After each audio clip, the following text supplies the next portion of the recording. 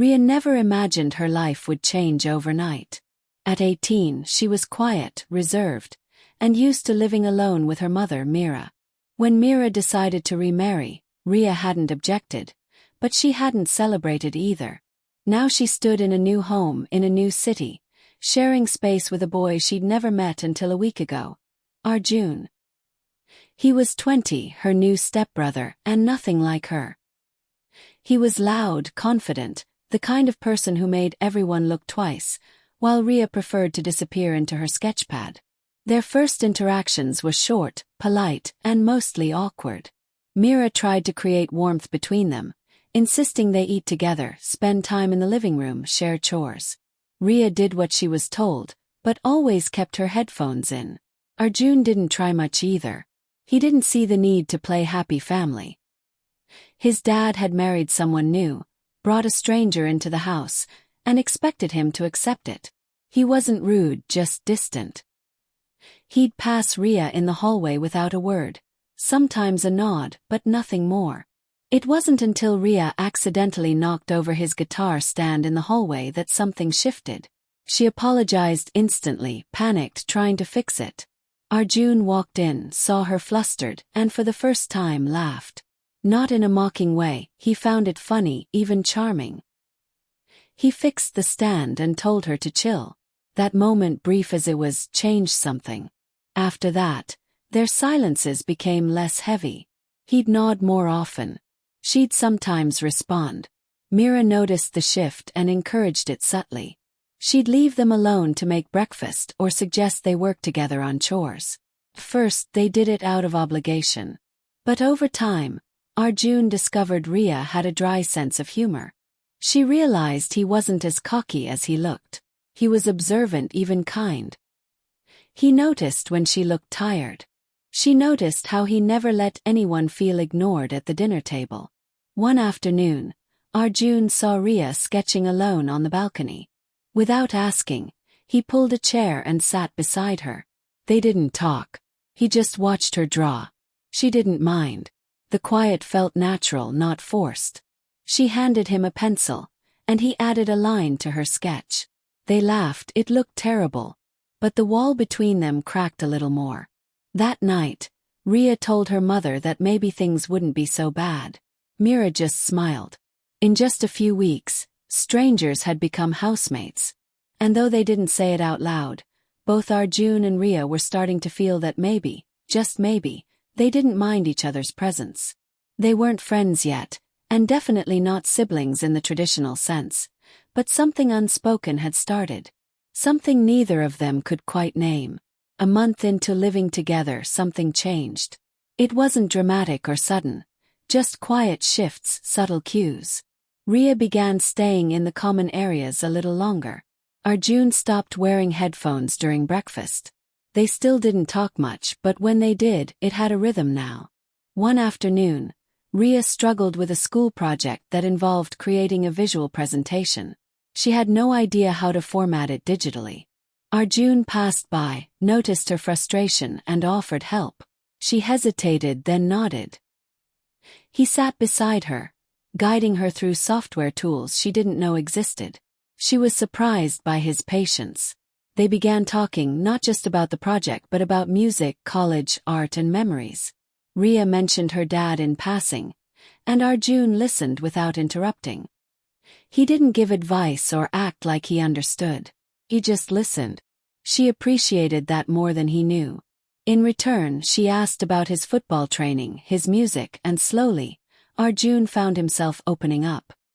He hadn't talked like this in years. Mira, watching from a distance, said nothing. She simply started setting extra mugs when making tea for one of them. Ria noticed. Arjun did too. But they didn't comment.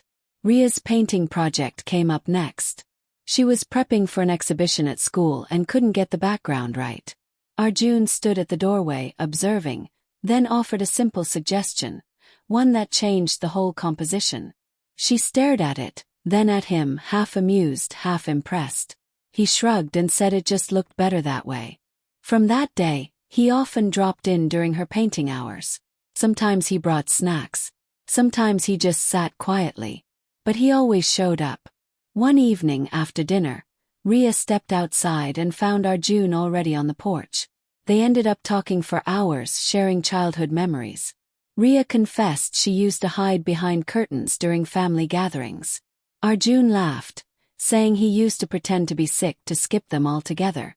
In that shared honesty, something rooted itself deeper.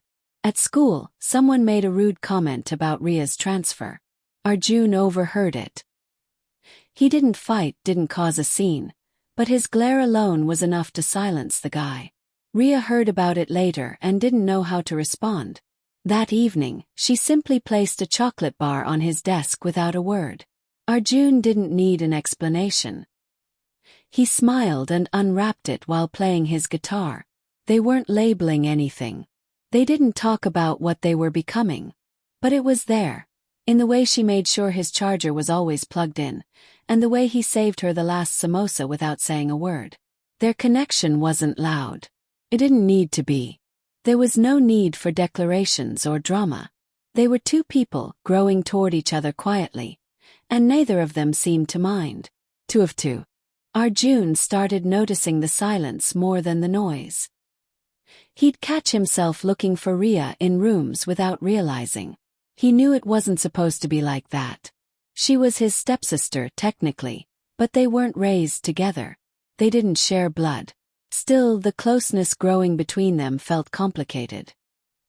He tried to shake it off, told himself it was just familiarity. But it wasn't. The way her laugh made him pause, the way she looked at him during conversations, it wasn't nothing. And he hated that he couldn't talk about it to anyone, not even to her. Ria felt it too. She didn't admit it outright, even to herself, but her journal held the truth. She wrote about how his presence filled the space without being loud. She wrote about the way he listened, how his silence was comforting, not heavy. She'd never felt like that before, not even with the boy she once liked back in her old school. But now it didn't matter. What she felt wasn't allowed. Not in words. Not out loud. So she stayed quiet. They began pulling away, not aggressively, just enough to notice.